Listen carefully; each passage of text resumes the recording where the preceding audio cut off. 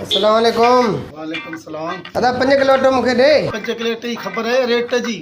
किथे ही रेट बीठो आहे? ऐं ॾाढो परेशान आहियां, मजबूर आहियां। बाक़ी तोखे शाम में पैसा जेके खुटा ऐं ॾेई ईंदो साईं। अदा आऊं कुझु नथो कयां, हुकूमत हिते पहुचायो अटे खण, आऊं छा कयां? मूंखे नथो मिले, आऊं तव्हांखे किथां ॾियां? असां त पाण सूरत में। अदा मूंखे 100 जो अटो ॾे, महांगाई असांखे मारे छॾियो। 100 ॾियूं खणी थो वञे, ॾाढो असांखे परेशान कयो हुकूमत।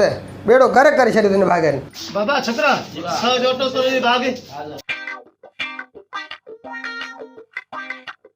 नहीं तब्दीली इहा अथव, हाणे झलियो दबा।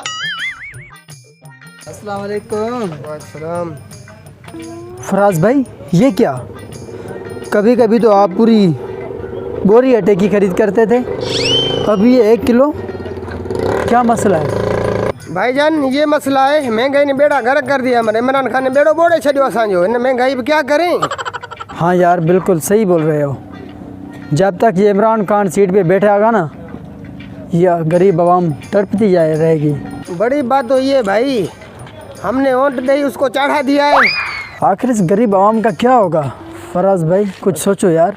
भाई ये अभी तक ये मसला है महंगाई का। महंगाई की वजह से हमारे को मिट्टी खानी पड़ेगी। हाँ